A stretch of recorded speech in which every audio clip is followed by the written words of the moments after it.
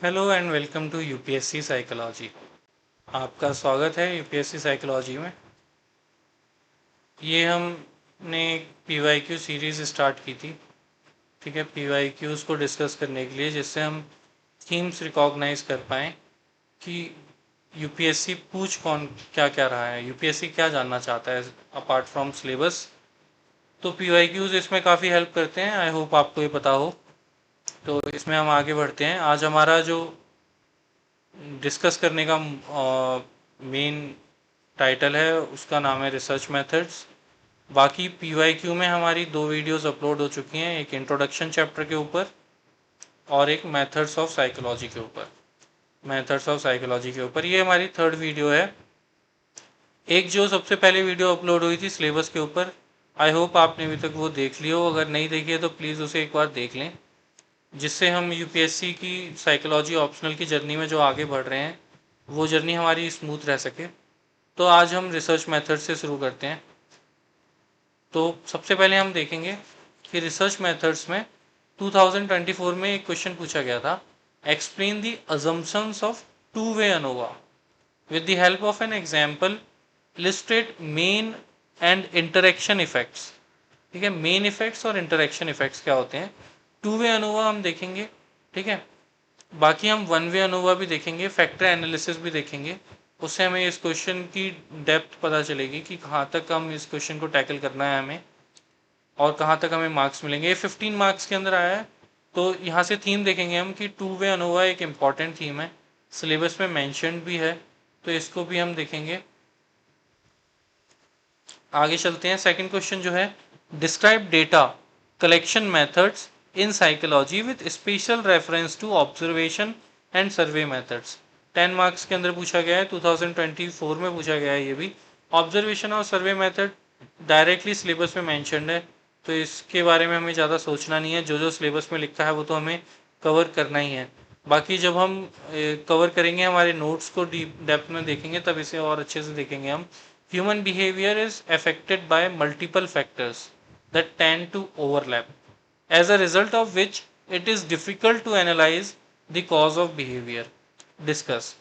15 marks के अंदर पूछा गया है 2023 में। तो ये जो क्वेश्चन है ना, ये कॉम्बिनेशन है। ठीक है, ये बहुत सारी, जैसे साइको एनालिटिक अप्रोच का कॉम्बिनेशन है, कॉग्निटिव अप्रोच का कॉम्बिनेशन है। ठीक है, तो इसलिए इसको मेथड्स ऑफ इसमें रिसर्च मेथड्स में रखा है हमने। बाकी ये रिसर्च मेथड्स के लिए नहीं था ये क्वेश्चन, इसको हम बाद में डिस्कस करेंगे, काफ़ी डेप्थ में डिस्कस करेंगे। आगे बढ़ते हैं। अभी ये हमारा 3rd क्वेश्चन देखते हैं हम। 3rd क्वेश्चन में जैसे ये है, why is research method considered to be the backbone of any research. Discuss various steps to be undertaken in psychological research for sound and reliable research results. 15 marks के अंदर पूछा गया है 2023 में। रिलायबल रिसर्च क्या होती है हम ये पढ़ेंगे, और रिसर्च मेथड क्या होते हैं ये पढ़ेंगे। How research methods are backbone of any research ये पढ़ेंगे हम। तो ये इसको हम डेप्थ में देखेंगे। बाकी आप बने रहें हमारे साथ। यूपीएससी साइकोलॉजी सब्सक्राइब कर लें, लाइक कर लें अगर आपको वीडियोस पसंद आ रही है तो। बाकी अभी हम आगे बढ़ते हैं। जैसे ये वाला क्वेश्चन है, इस वाले क्वेश्चन को ध्यान से देखना। Differentiate among a theory, a hypothesis and N operational definition. 15 marks के अंदर पूछा गया है 2023 में। ये डायरेक्टली सिलेबस में मेंशन है, तो इसे तो हमें कवर करना ही करना है। मैंने आपको बताया भी था जब हम सिलेबस डिस्कस कर रहे थे कि इस तरीके के जो क्वेश्चन होते हैं जिनमें मतलब हम एक फ्लो चार्ट बना सकते हैं, तो इस तरीके के क्वेश्चन में हम बेटर यही होगा कि एक फ्लो चार्ट देखें। ठीक है, उसके थ्रू इसको समझने की कोशिश करेंगे। बाकी अभी आगे बढ़ते हैं। ठीक है, तो बाकी देखते हैं आगे कौन से क्वेश्चंस हैं। ये 2022 का क्वेश्चन है, इसको देखते हैं। काफ़ी लेंथी क्वेश्चन है। Should the researcher always formulate a hypothesis before collecting a data. मतलब ये पूछ रहा है कि यहाँ पे हाइपोथेसिस हमेशा इम्पॉर्टेंट है क्या, सबसे पहले हाइपोथेसिस फॉर्मुलेट करना। हाइपोथेसिस की इम्पॉर्टेंस क्या है, हाइपोथेसिस के बारे में, हाइपोथेसिस की कैरेक्टरिस्टिक्स क्या हैं। ठीक है, ये सब चीज़ें यहाँ पे लिखनी है।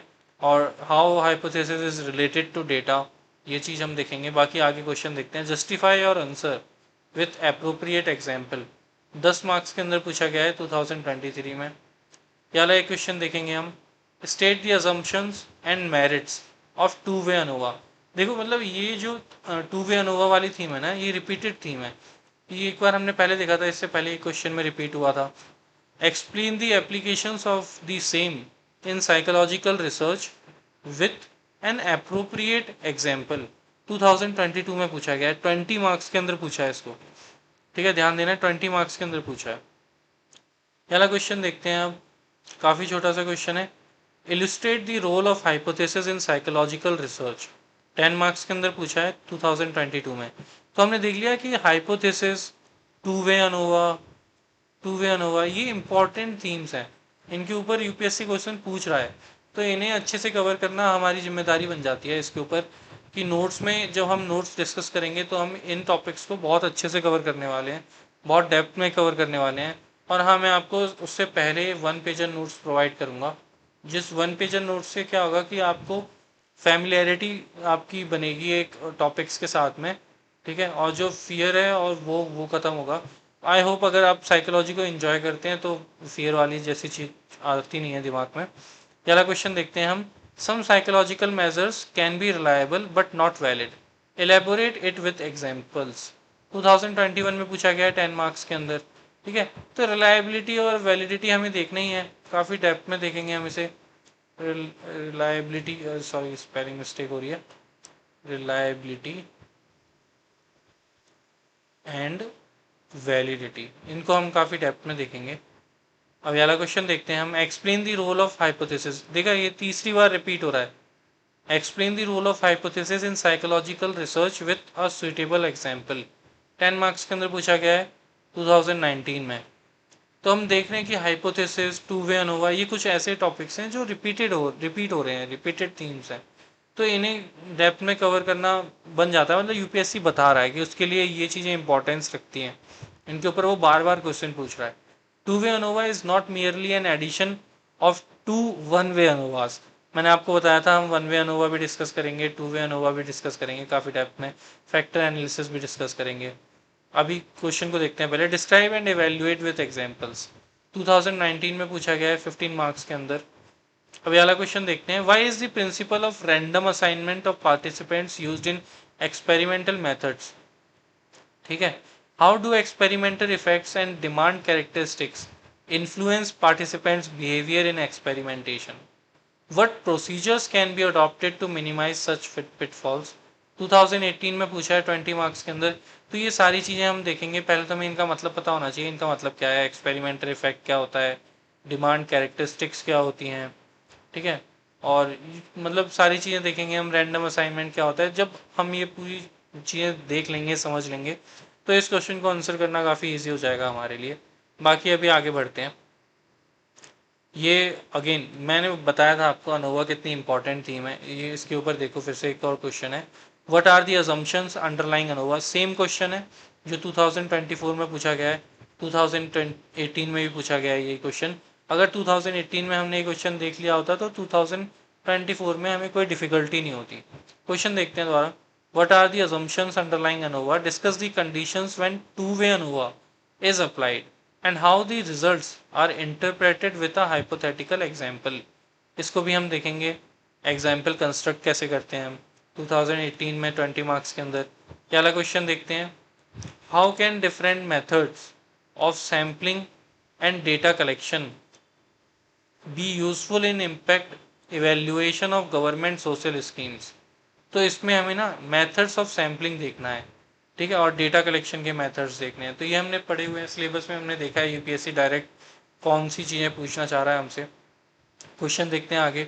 Describe with a suitable example 2018 के अंदर पूछा गया है 15 मार्क्स के अंदर। आगे चलते हैं हम अभी। ये 2017 का क्वेश्चन है जो अभी हम देखने वाले हैं। इसमें in a study the number of students intake in a college correlated very highly with violence. Number of students intake and violence दोनों को रिलेटेड है। एक्सप्लेन दी रिसर्च फाइंडिंग 2017 में पूछा गया है 10 मार्क्स के अंदर। तो हमें कोरिलेशन पढ़ना ही है वैसे भी, तो जब हम कोरिलेशन डेप्थ में पढ़ेंगे तब हम इन चीज़ों को देखेंगे। नेक्स्ट क्वेश्चन देखते हैं, which research design would you apply to prove that a particular method of teaching yields the best result, describe. 2017 में पूछा गया है 20 मार्क्स के अंदर। तो इसके अंदर हम कौन सा मेथड लगाएंगे ये पता लगाने के लिए कि which teaching method yields maximum results, best results. ठीक है, तो इसके अंदर हमारे पास फैक्टर एनालिसिस है, फैक्टर एनालिसिस हम लगा सकते हैं, हम 2/2 है, 2/3 है, ये काफ़ी डेप्थ में डिस्कस करेंगे हम। बाकी कुछ साइकोलॉजिस्ट ने एक्सपेरिमेंट्स किए हैं वो डिस्कस करेंगे हम। आप बने रहिए यूपीएससी साइकोलॉजी के साथ, दिक्कत वाली कोई बात नहीं है, आगे हम डिस्कस करते रहेंगे, नोट्स भी लेकर आऊँगा मैं आपके लिए। अब ये वाला क्वेश्चन देख लिए, evaluate interview as a method of data collection, 20 marks 2017। Direct syllabus में मेंशन्ड है ये वाला पार्ट, तो इसको तो कवर करना ही करना है। ये वाला क्वेश्चन देखते हैं अभी हम, under what kind of research conditions does the use of factor analysis become necessary, discuss। 2015 में पूछा गया है 20 मार्क्स के अंदर। ठीक है, ये कुछ वैसी दिक्कत वाली बात नहीं है क्योंकि ये सिलेबस में मेंशन है डायरेक्ट फैक्टर एनालिसिस। इसको हम आगे बढ़ते हैं अभी, with suitable examples discuss the logic behind following the systematic steps in conducting psychological research. 2015 में पूछा है 15 मार्क्स के अंदर। ये वही फ्लो चार्ट बनाना है इस वाले क्वेश्चन में, मैं आपको बताऊंगा कैसे बनाना है। बाकी आगे बढ़ते हैं अभी, what are the multivariate techniques used in psychological research, indicate their usage. 2015 में पूछा है 15 मार्क्स के अंदर। ये हम देखेंगे मल्टीवेरिएट क्या होता है, मल्टीपल वेरिएबल क्या होते हैं। और आगे बढ़ते हैं फिलहाल, describe the usages of factor analysis in psychological research and indicate different types of notations used in it. 2014 में पूछा है 10 मार्क्स के अंदर। अब वाला क्वेश्चन देखते हैं, what are the various kinds of threats, what are the various kinds of threats to the validity of experimental research. Validity पढ़ेंगे हम तब इसको देखेंगे। Illustrate your answer with the help of examples. Example ध्यान रखना, मतलब साइकोलॉजी में जब क्वेश्चन पूछ रहा है यूपीएससी आपसे, तो वो चाह रहा है कि आप उसे एग्जाम्पल बताएं ही बताएं। एग्जाम्पल इजी टू अंडरस्टैंड हो जाते हैं एग्जामिनर के लिए, तो एग्जाम्पल्स को हम देखेंगे, एग्जाम्पल कंस्ट्रक्ट कैसे करते हैं, एक्सपेरिमेंटल एग्जाम्पल्स कैसे कंस्ट्रक्ट करते हैं वो भी देखेंगे। वैसे ये क्वेश्चन 2014 में पूछा गया था 20 मार्क्स के अंदर। आगे बढ़ते हैं अभी, ठीक है, तो ये वाला क्वेश्चन देखते हैं, in what ways within factorial design differs from between factorial design. देखेंगे हम विद इन फैक्टोरियल डिज़ाइन क्या होता है, बिटवीन फैक्टोरियल डिज़ाइन क्या होता है। 2014 में पूछा है 10 मार्क्स का। पहला क्वेश्चन देखते हैं, what is the McCrary Hunter invariance hypothesis. देखना ही है हमें, हाइपोथेसिस पढ़ेंगे जब हम इसको और डेप्थ में देखेंगे। Discuss the shape and characteristics of the serial position error curve in terms of invariance hypothesis. 2012 में पूछा है 20 मार्क्स के अंदर। ठीक है, आप देख रहे हैं 2012 तक पहुंच चुके हैं हम इसमें। अभी आगे बढ़ते हैं हम, 2013 का ही एक क्वेश्चन है, इसको देखते हैं। What do you understand by effect size and statistical power, explain their significance. 2013 में पूछा है 15 मार्क्स के अंदर। अगला क्वेश्चन देखते हैं, discuss the criteria of question writing in a survey research. Question writing देखेंगे हम, सर्वे रिसर्च देखेंगे। 2012 में पूछा गया है 12 मार्क्स के अंदर। वैसे ये जो क्वेश्चन है ना, ये हम देख रहे हैं कि ये रिपीटेड थीम के ऊपर नहीं है, पर ये जो हमारा फ्लो चार्ट है ना, उसमें से पूछे जा रहे हैं ये क्वेश्चंस। उस फ्लो चार्ट को जो हम देखेंगे तो इनके आंसर देना भी बहुत ईजी होगा। अभी फिलहाल आगे बढ़ते हैं, जैसे वाला क्वेश्चन है इसको देखते हैं फिलहाल, कि bring out the difference between sampling error and error in sampling, how is sampling error reduced. 2012 में पूछा है 12 मार्क्स के अंदर। सैम्पलिंग एरर और एरर इन सैम्पलिंग, पहले तो इन वर्ड्स को हम तोड़ के देखेंगे। सैम्पलिंग एरर क्या होता है कि हमने सैंपल लिया है और वो सैंपल जस्टिफाई नहीं कर रहा है अपने ग्रुप को जहाँ से सैंपल लिया गया है। एरर इन सैम्पलिंग क्या होती है कि हम सैम्पलिंग ले रहे हैं, जिस टाइम पे हम अपना सैंपल डिसाइड कर रहे हैं, वो उस समय डिसाइड करने के बाद में उसमें हुई जो भी एरर्स हैं उनको एरर इन सैम्पलिंग कहते हैं। बाकी ये चीज़ें हम और डेप्थ में डिस्कस करेंगे, अभी PYQ वाली वीडियो में इसको डिस्कस करना ठीक नहीं रहेगा। आगे बढ़ते हैं। फिलहाल अभी यहाँ पे हमारा मेन जो फोकस है वो है थीम को रिकॉग्नाइज करना। पहला क्वेश्चन देखते हैं, discuss the 3 basic conditions for using t test. ठीक है, डिस्क्राइब, ये मतलब at least 5 different uses of t test with examples 2012 में पूछा गया है 20 मार्क्स के अंदर। तो टी टेस्ट वैसे भी एक इंपॉर्टेंट थीम है, इसे देखना ही है। आगे बढ़ते हैं, in which way item response theory clearly an improvement over classical test, compare the two approaches and critically evaluate Rasch's model of item response theory. 2012 में पूछा है 30 मार्क्स के अंदर।